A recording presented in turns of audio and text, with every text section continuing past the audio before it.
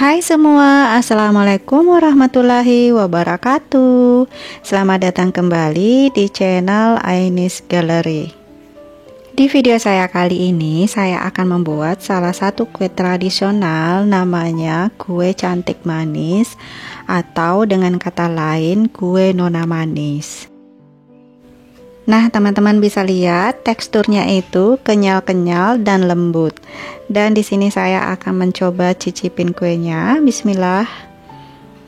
Alhamdulillah rasanya enak sekali. Agar tidak salah dalam proses pembuatannya, simak videonya sampai selesai.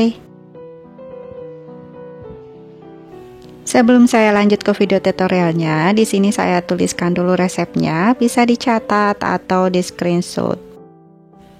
Pertama-tama kita siapkan dulu bahan A-nya ya. Di sini saya sudah siapkan 2 butir telur, terus saya tambahkan 160 gram gula pasir. Kemudian saya mixer hingga gulanya larut dan warnanya berubah menjadi putih pucat.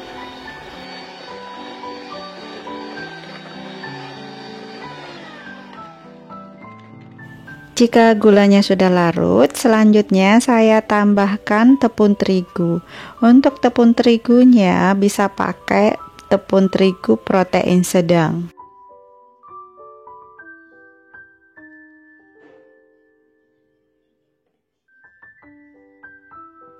Lalu saya tambahkan santannya. Untuk santannya saya masukkan bertahap aja untuk menghindari tepung yang bergerindil.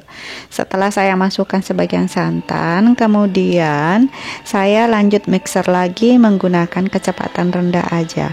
Nah, di sini saya mixer hanya untuk mengaduk aja. Setelah tepung terigunya sudah larut semua dan tidak ada lagi yang bergerindil, lalu saya masukkan semua sisa santannya. Kemudian saya campur atau saya aduk lagi menggunakan mixer hingga semuanya tercampur rata.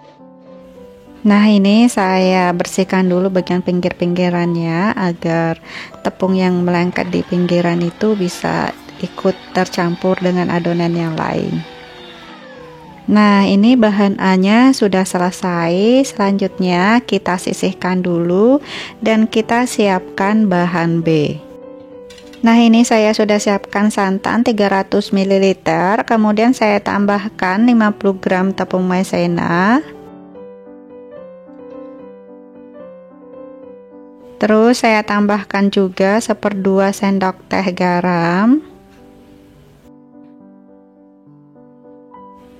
Kemudian tambahkan pandan pasta secukupnya atau sesuai dengan selera.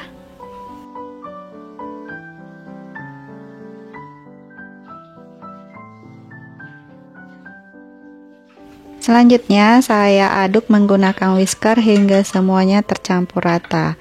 Dan selanjutnya bahan B-nya kita masak dulu ya. Bahan B-nya atau campuran tepung maizena ini saya masak menggunakan api kecil sambil terus diaduk-aduk hingga campuran maizenanya jadi mengental.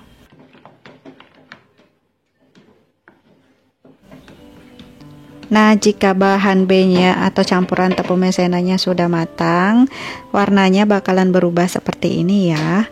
Selanjutnya kita akan campur bahan B ke bahan A.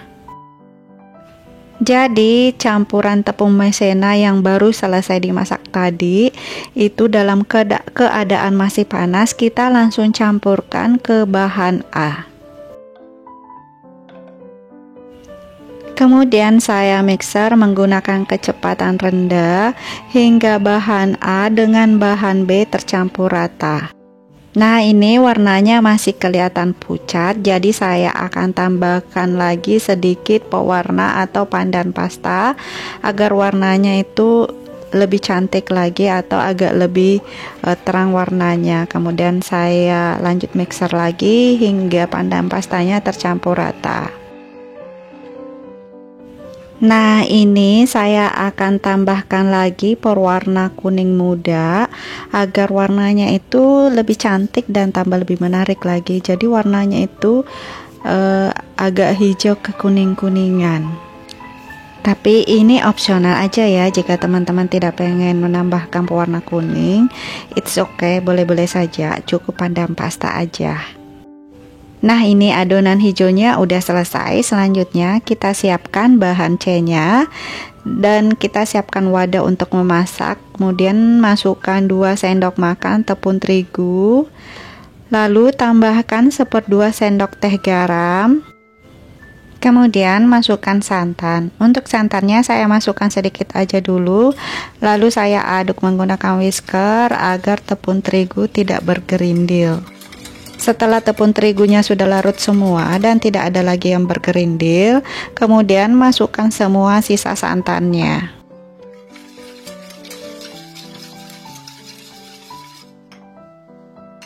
Selanjutnya kita akan masak bahan C-nya.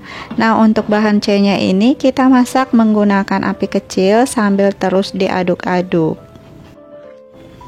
Masak bahan C-nya hingga mendidih dan meletup-letup.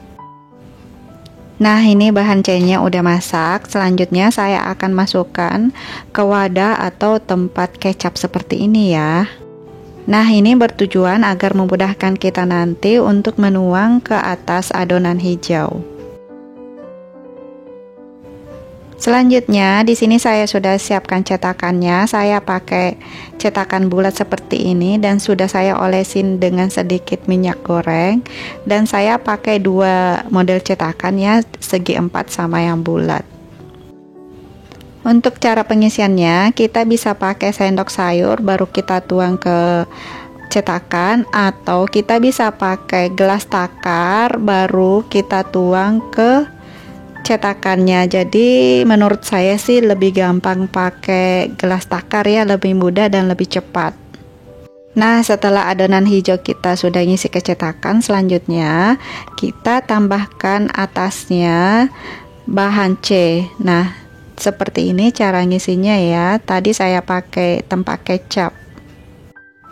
Nah, ini cetakannya sudah selesai semua saya isi. Selanjutnya kue cantik manisnya sudah siap untuk dikukus.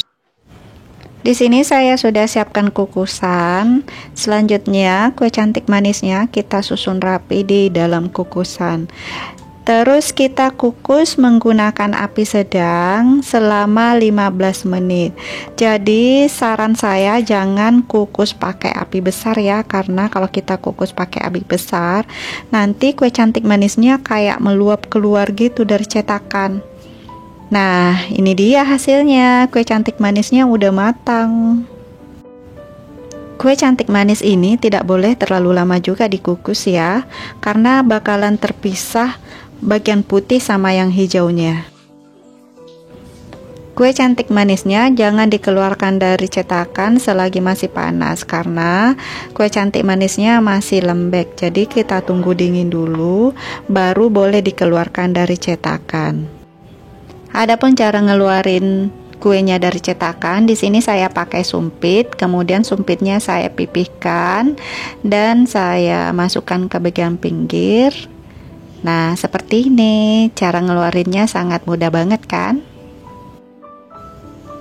Nah, begitu juga yang cetakan segi 4 ini, cara ngeluarinnya itu sangat mudah banget. Seperti ini, kita masukkan ke bagian pinggirnya, kemudian kita tarik pelan-pelan dan kuenya keluar. Selanjutnya, kue cantik manisnya sudah siap untuk kita hidangkan. Penampilannya sangat cantik banget kan, sesuai dengan namanya, cantik dan manis. Oh iya, untuk di daerah saya, kue ini namanya cantik manis ya, tapi kalau di daerah lain namanya nona manis. Jika kue cantik manisnya pengen dikemas, lebih baik pakai yang model segi 4 karena bentuknya itu lebih bagus atau lebih cocok dengan mika yang ukuran paling kecil seperti ini. Nah, seperti ini kalau umpamanya kita mau kemas satu-satu kan, jadi penampilannya itu malah lebih menarik dan kelihatan lebih bersih. Seperti ini, cantik kan? Nah, itu tadi cara membuat kue cantik manis atau kue nona manis. Cara membuatnya sangat mudah dan simpel banget kan?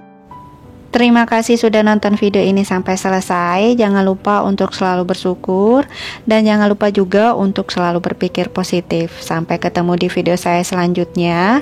Assalamualaikum warahmatullahi wabarakatuh.